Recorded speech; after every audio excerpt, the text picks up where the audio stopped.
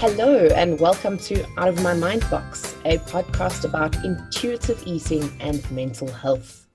Today, I have with me Ezekiel Nkotsoe, who is the founder of the People's MC, as well as a commodity sales specialist. Ezekiel, would you like to say hi? Hey everybody.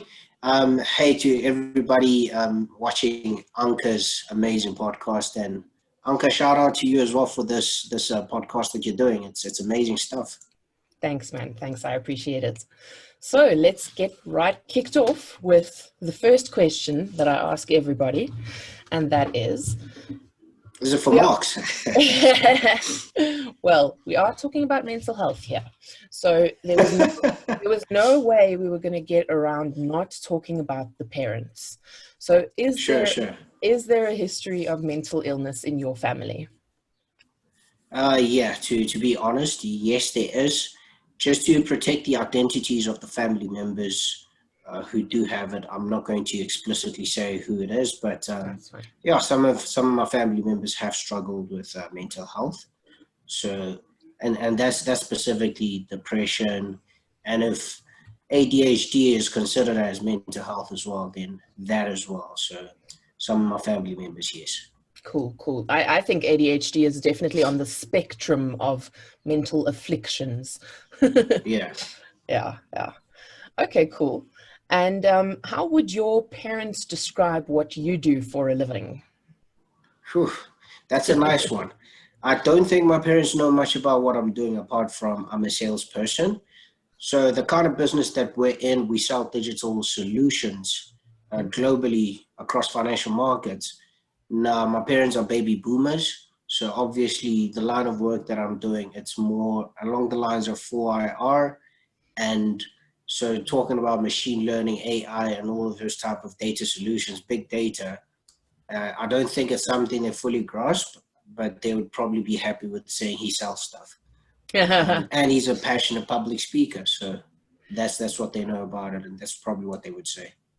Oh, great. That's awesome.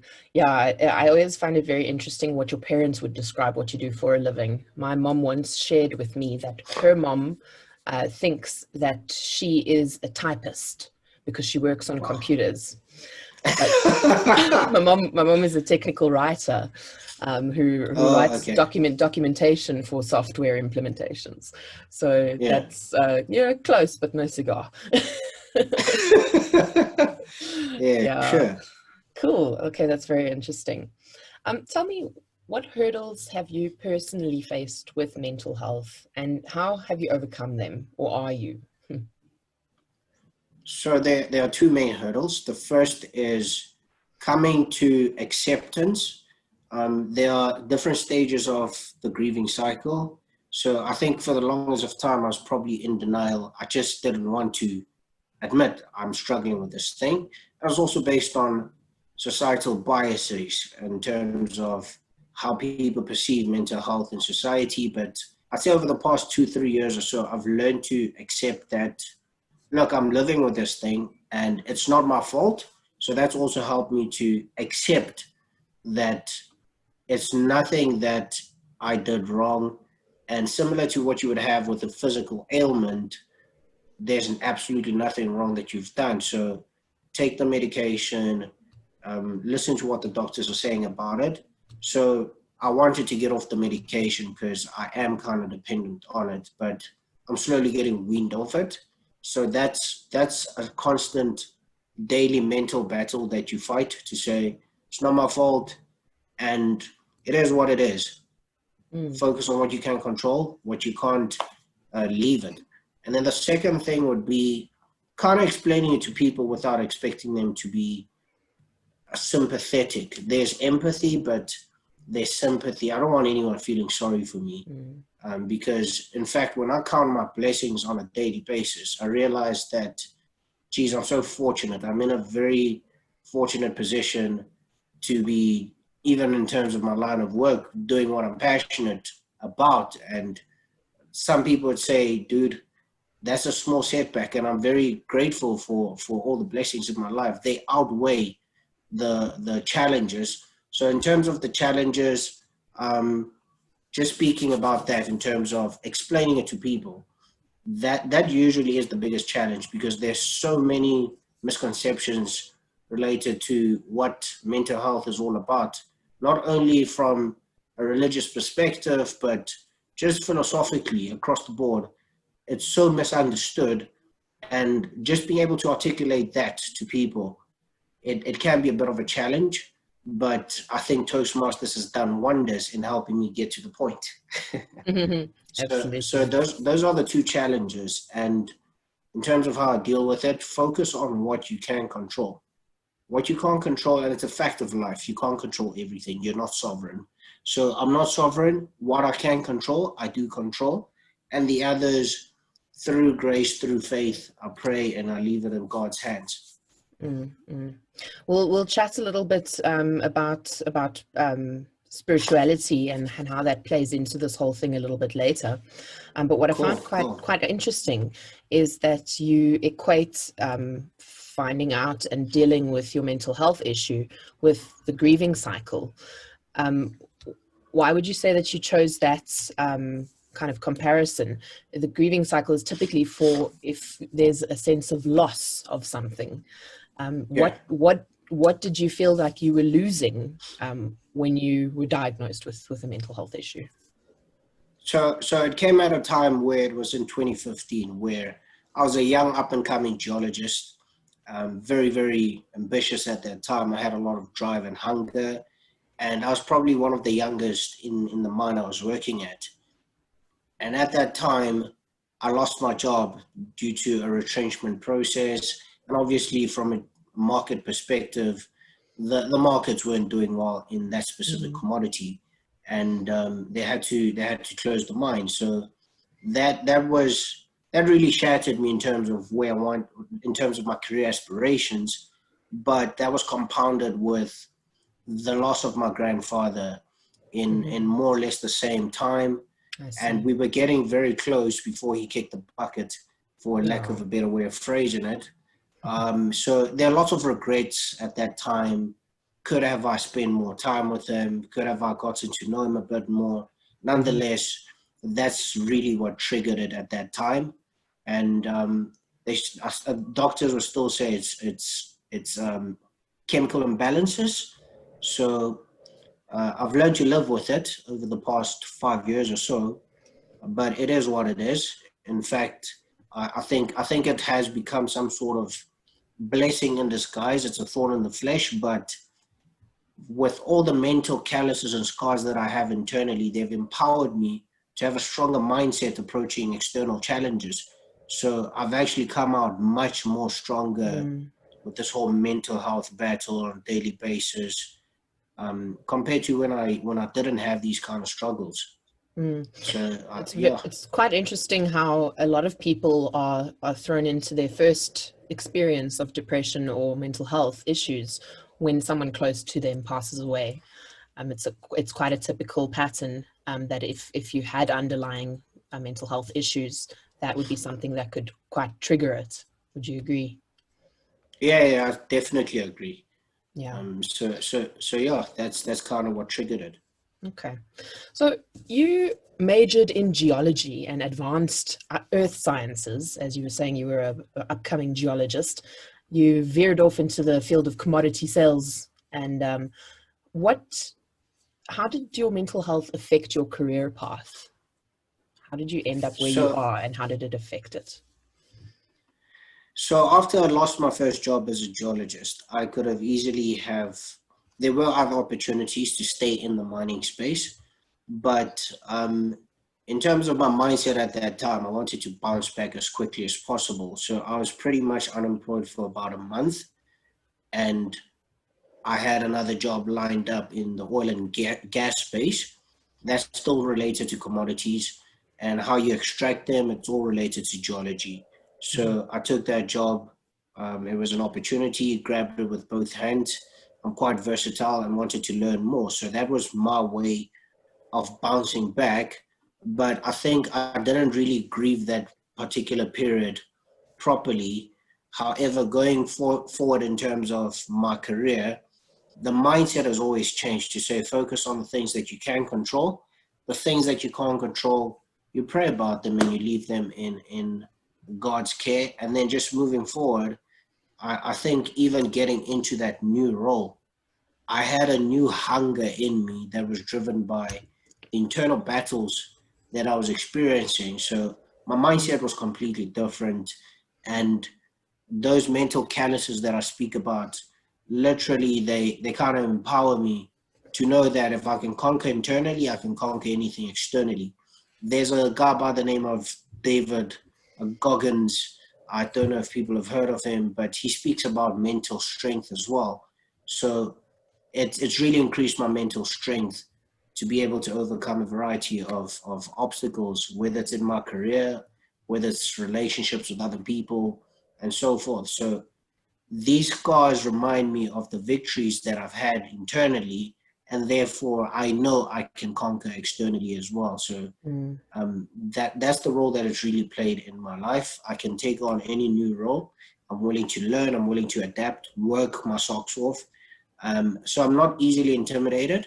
And now I find myself in a sales role where you get well acquainted with the word no. um, Saying it or hearing it? No, hearing it. Okay. Saying it is not a problem. Hearing it is the problem. I'm in the software consulting word. I have to say it a lot. Oh, jeez. So I hear the word no on a regular basis because that's the nature of sales. And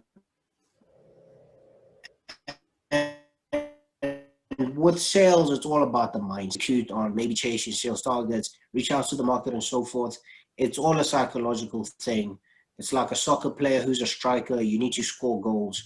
If there is a bit of a drought in that regard, again, your mental aptitude is tested as well. Your mental strength is tested. So on a daily basis, if I can conquer internally, conquering my role on a daily basis is not a problem. In fact, I start feeling something is wrong when I don't hear a no. That means I'm not asking for a lot of no's. I'm not targeting a lot of people. So it actually has helped me improve in terms of my mental strength. So it's an unwanted blessing in disguise, but it certainly has benefited me in terms of my role in sales. Sales is really a way of life kind of job, because you have to tune your whole self into what is a pipeline and understanding the no's, as you mentioned. You get so many, and it's part of the process, and there's nothing wrong with it. It's just part of the numbers game. It's all very interesting. Exactly. Very interesting. Yeah. You know what I found quite interesting is how you pointed out that the things that were the most challenging to you, that broke you down, ended up building you up the most afterwards, that you came out stronger on the other side. And I just wanted to share with you, I don't know if you've heard of this centuries old Japanese art of fixing broken pottery with gold. So okay, I've seen it. It's called kintsugi or kintsukuroi. And Okay. rather than rejoining ceramic pieces with a camouflaged adhesive, the kintsugi technique employs a special tree sap lacquer dusted with powdered gold, and once completed, beautiful seams of gold glint in the conspicuous cracks of the ceramic wares, giving a one-of-a-kind appearance to each repaired piece. And that's almost the same as what we do as humans. We take those cracks and broken pieces of our lives and fill them with gold and actually come out more beautiful on the other side, cracks and all. Yeah. Sure, that's beautiful. Thanks. Yeah, no, You call it kintsugi? Yeah, kintsugi with a G. Kintsugi, okay. I'll check it out. I've seen videos of it, but I just didn't know what it was called. Yeah, there's been a motivational video going around about it, and I found it quite touching. Oh, so, cool. Tell me, what is the People's MC? So you're the founder. You're the founder of the People's MC. How did the People's MC begin? What is it, and what is it all about? So I'll just give you guys a bit of context. I met Ezekiel in our Toastmasters club, which is a public speaking and leadership club that we have, and they're global around the world. There's many, many clubs. And at that time, when we were fellow Toastmasters, Ezekiel became the people's MC. It became known as that, and had a whole lot of things going on social media and everything. So tell me a bit about it. What is it all about? What is it? Fantastic. So, how my journey in MCing started was actually with, I've preached before. So a friend of mine from church and his wife, they were getting married. I think that was in 2016. And they said, dude, could you please come and MC our wedding? So that was my first encounter with MCing. And I loved it, fell in love with it. Then I wanted to improve that skill. That's one of the reasons why I joined Toastmasters. And in Toastmasters, I had the platform to hone it. And then I was getting asked by everybody to come and be a contest chair or to come and be the Toastmaster at such and such an event. That's basically, in Toastmasters terms, or layman's terms rather, a Toastmaster is just the MC. So I was given a lot of opportunities by multiple clubs around Joburg to come and MC at whatever events they were having. And I was also doing weddings at the same time. So it was all about making the people happy. So I started calling myself the People's MC, and it kind of caught on. But what I'm doing with it now is there's another guy I'm working with. He's a stand-up comedian. So because when you scale a company, it shouldn't be based on just one identity. So the People's MC is about having an MC who's kind of in tune with the people, depending on what type of setting or what kind of event you're having, and is going to be able to bring that je ne sais quoi to element to your particular event. So I'm more focused on trying to reach out to corporate clients, and because you can't be in all places at the same time, I've started trying to empower other up and coming MCs. They join me and trying to get them gigs as well. So we're trying to scale it. It's still kind of in its infancy stages, but we'll get there. So that's what the People's MC is about: having at Very each cool. event an MC who's in love with your people. Very, very cool. I don't know if you've read this book, and just get the author's name quickly. It's called Scaling Up. Um, so how a few companies make it and why the rest don't.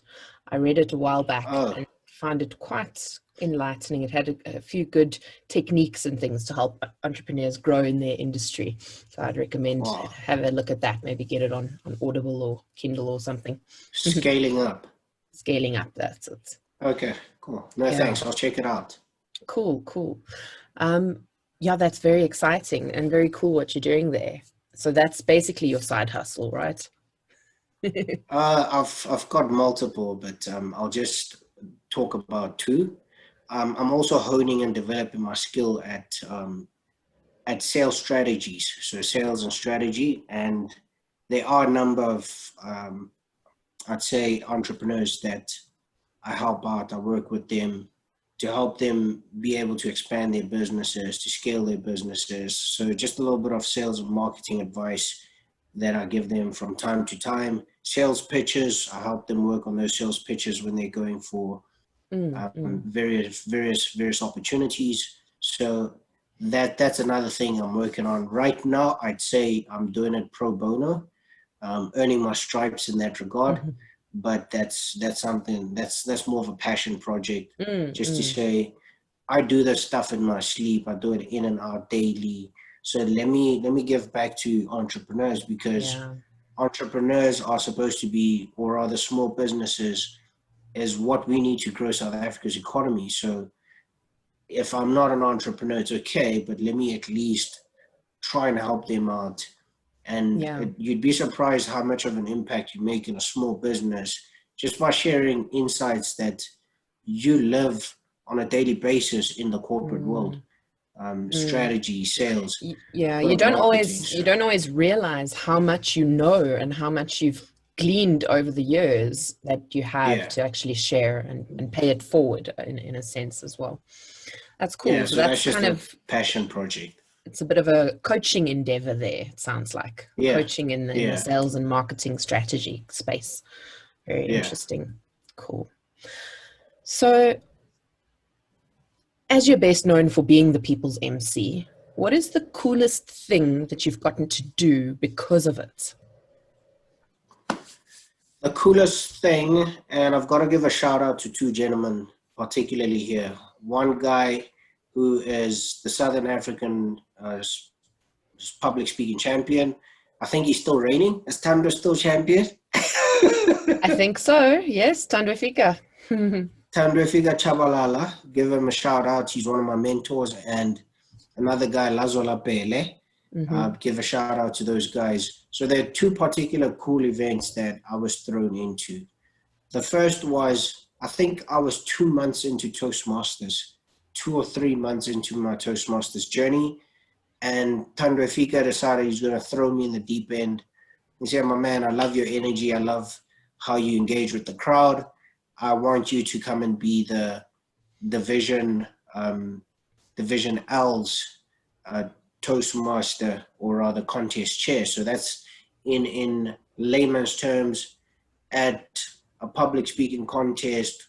I think Division L is probably half of Joburg, and some clubs in Botswana as well. And all those clubs, their champions come and kind of battle it out in the public speaking competition.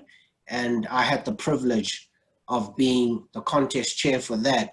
So the amount of faith and amount of belief that those two gentlemen had in me so early on, I hardly knew them, but 3 months into Toastmasters, they kind of took me under their wing, and that meant a lot to me. Till this day, shout out to those gents. It meant a lot to me, and they started something amazing. Some of the best storytelling events in Africa, Hadithi ya Afrika. And we had a gig at the Victoria Yards, awesome place in Joburg, and they asked me to kind of honor them and be the MC for that day as well. And that's again a massive privilege, because I'm not really a storyteller. I think I do have the ability of speaking well, but I'm not a storyteller. You're a showman. A showman. No, thank you, Anka. Thank you. So at Hadithi, they asked me to come and be the MC, and that meant a lot to me, because it meant they believed in my ability to even be able to adapt to the kind of emotions that the speakers were going through, be able to vary the mood as an MC. It was an amazing experience as an MC, because you actually feel the emotions as a speaker is crying, whether they're hitting their lowest point at that point in time. As an MC, you're able to kind of control it and engage with the crowd at that level as well. And some MCs, or rather speakers, when they've been on a bit of a high in terms of their story, you're also able to feel those emotions as an MC, similar to how the musicians are going through those emotions and playing to the 7 emotions. It's the same thing as an MC, fluctuating between the 7 emotions. And that was an amazing experience, I'll tell you. You need to be at Hadithi Africa to experience it for yourself. And I think you've told a couple of stories there. I have, yeah. I was at their very first event, and since then I've been at one or two of the others. So I definitely support them. We'll put a link to their website in the podcast notes for everyone to have a look. It's well worth a watch. I think they're doing some online events at the moment, so you can have a look at that. Awesome. Yeah, thanks for that. I just had to say shout out to those guys. It's meant a lot to me, in terms of, it was all about the trust and faith that they had in my abilities at a point where I didn't even believe in myself to that point. Well, I tell you, you say you're not a storyteller, but today you are. I will have you know. I'm learning. There we go. All right. So, in the time that I've been following you on social media, I noticed some, dare I call it, activism in the space of speaking out against toxic masculinity. Do you have a particular experience or viewpoint on toxic masculinity that you'd like to share on this platform? Sure.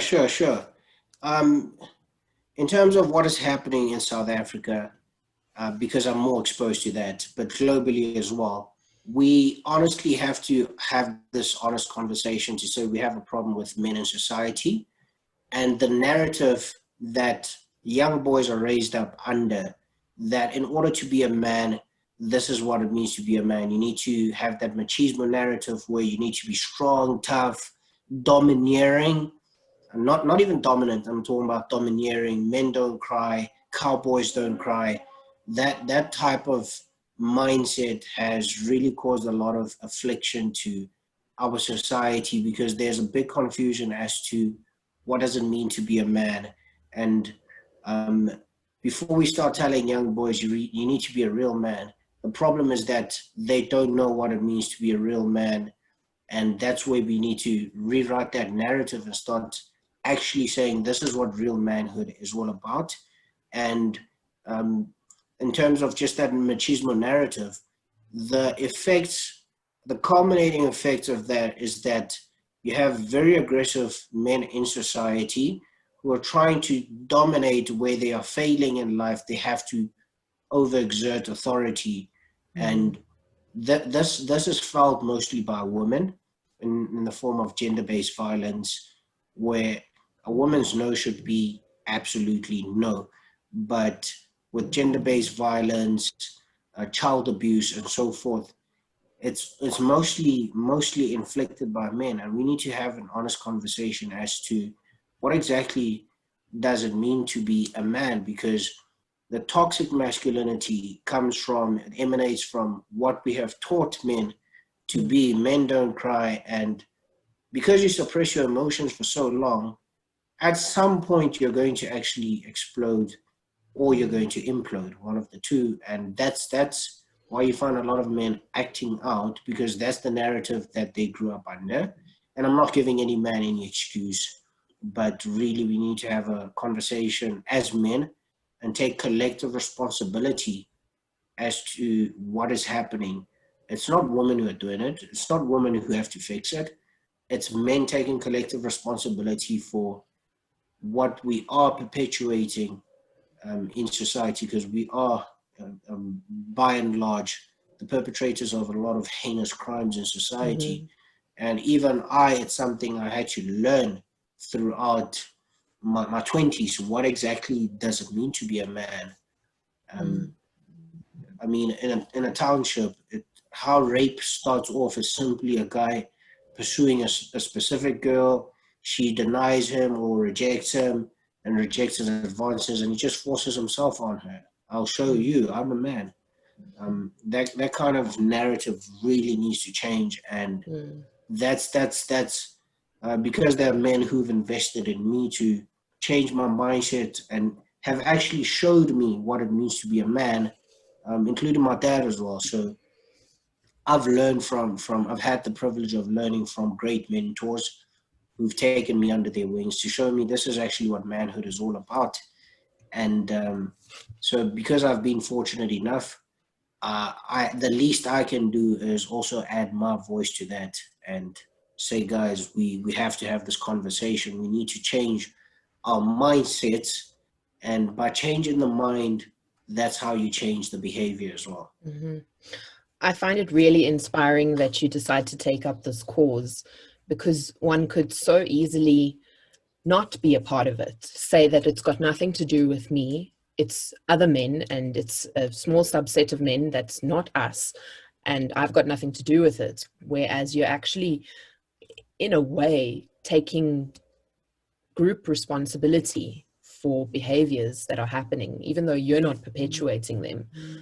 You've it's almost like you're admitting that there is a fault with men in general, which I think forces those men that are actually perpetuating these behaviors to wake up and face reality and see that there's other men that are being good men, that are actually something to strive after. So thank you for doing that. No, Mm, no, I appreciate it. And I was having a similar conversation with a lady friend of mine this morning, where I also said to her, I don't feel I should be, or other guys who are not perpetrating these things should be celebrated. We shouldn't actually. it would just kind of show the level of morality and how low we've set the bar, that we get celebrated for doing what's actually normal, what should be normal. So we shouldn't be celebrated. It's like being celebrated for getting a 50% and passing your exam. You're expected to do that and beyond that. So there's so much more that we actually need to do. So don't celebrate us yet. There's still so much more that we actually need to do. I like that. I like that. Thanks for your insights there. So when it comes to mental health, you briefly touched on medication earlier and getting off of it. So do you believe in medication, meditation, or both? And meditation can link up with kind of religious or spiritual activities as well. What would be your answer there? That's a deep one, but I believe in both. So I'll speak firstly to the medication element. In terms of medication, I do believe that mental health, depending on what the cause is, because I can't be reckless and say and just paint it all with one brush, because it varies. It could be depression, it could be anxiety attacks, or perhaps bipolar disorder. Depending on what it is, it requires the right medical attention. In the same way, when a person is bleeding externally, it requires medical attention. And the same way, if a person is bleeding internally or bleeding mentally, they need medical attention. So I believe that as much as we do have maybe pastors and so forth, just speaking from a religious perspective, it also honors God to have doctors and people who are well equipped to actually help people with mental health in the same way people would be helped with physical ailments. So I do believe medication is good, but it's got to be prescribed properly. There are reservations and concerns around how sometimes medication is quickly dished out without actually dealing with the issue, but I do believe if you need to be on medication, go on medication. There's nothing wrong with it. And then speaking about meditation, I would couple that with prayer. So my view and my disclaimer is that I'm a Christian, so my faith really is the what anchors my entire worldview. So in terms of meditation, it's absolutely critical. It's absolutely critical. It balances your whole view because we're not sovereign beings. None of us are sovereign beings and are in control of everything. So having that relationship with God and having faith in Him regarding various aspects of life, which you're obviously not in control of, it's absolutely critical. And how we connect with God, like I said, I'm a Christian, so my connection is with Jesus Christ. And how you connect with Him is by spending time reading the Bible and praying over the Bible, and also praying about situations in your life. That's communication for me. So that's part of meditation. But there's also something that I believe in solitude, where you just go away, maybe journal whatever you're going through, think about things deeply. What's the meaning of life? What is my purpose? What does it all amount to at the end of the day? What happens when I die? I ask myself all these critical questions on a regular basis, to make sure that I'm centered and I'm actually living a purposeful life. So I do believe in both of them. That's the short answer. And I think they're absolutely critical. Awesome. I like your viewpoints there. Thank you, Anka. Cool. Thank you so much for sharing everything you have with me today. And we're coming up to the end of our interview. Boo. Can you believe it? I've run out of questions. No. I think we could keep chatting for ages, but I'm trying to stick to some sort of podcast format. So Sure. we're going to wrap it up there.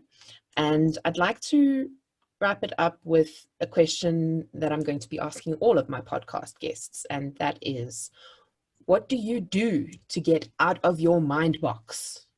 Just to clarify that means what do you do to relax, de-stress, and decompress? Cool. So how I de-stress is exercise is absolutely critical for me. So I need to be involved in some sort of exercising. I'm not big on jogging per se, but I love lifting weights, and I do jog from time to time. So doing a bit of calisthenics as well. That clears my head, clears my mind. So that's one way of de-stressing. Another way is I think I'm a people person. I get energized around people. I love people. So I'd say I probably talk to one friend or another on a daily basis. Mm-hmm. So I engage with all my friends right throughout the week on a daily basis. I have to engage with somebody, and that's one way of de-stressing. There's a concept in the Bible, as iron sharpens iron, so does one man sharpen his friend, and that's how we just keep sharpening one another, keeping the relationships intact. Um, and in fact, I lost a friend this year, so he passed away, and that just got me to slow down and think about what is the most important thing in life. What are the important things in life? Sometimes we can find ourselves immersed in the rat race in Joburg, and sometimes you actually have to just pause a little bit and ask yourself, what is the most important thing in life? What are the things in lives? And there's a popular phrase in English: the best things in life are free, and we can't take family and friends for granted.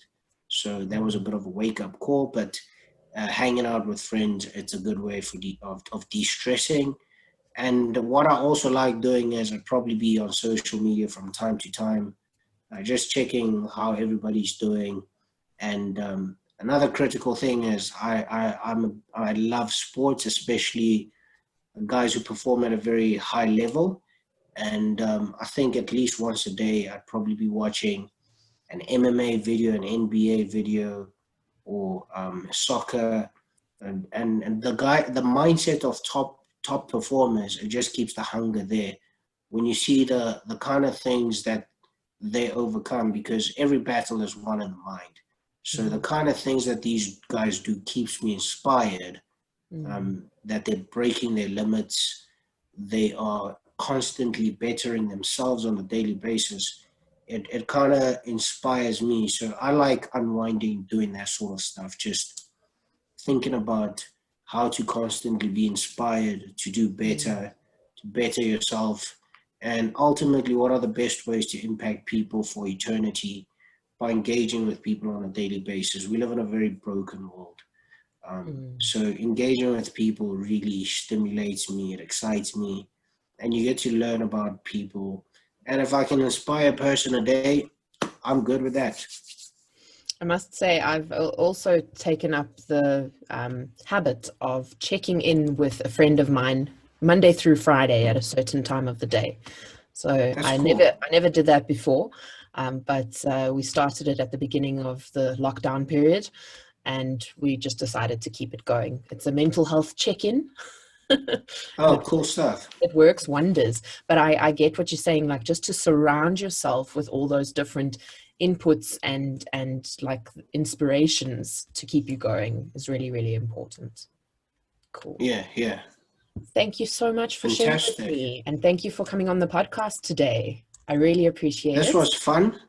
I hope we do it again sometime soon. And I think we yeah, will to have the that opportunity. listeners, yeah, and to the listeners, like again, I said at the beginning, shout out to Anka. You've been doing some amazing work, and yeah, there's more in store for you guys. Absolutely amazing stuff that Anka is working on. So stay tuned. Follow the YouTube channel. Follow on social media as well. Thank you for what you're doing, Anka. Cool. Thanks, Ezekiel. And to our listeners, if you'd like to share your own mental health story, please send me an email at Anke, that's ANKE, at outofmymindbox.com. Lastly, Ezekiel, if someone would like to get a hold of you for MC services, have you got a website, Facebook page, or something that they could check out? So you can just drop me an email at info@thepeoplesmc. So it's the People's MC without an apostrophe S. So it's info@thepeoplesmc.com. Perfect. I'll put that link in the show notes as well. Great stuff. Thank you very much for joining today, and we will see you all next week. Bye-bye. Thanks a lot, Anke. Bye-bye.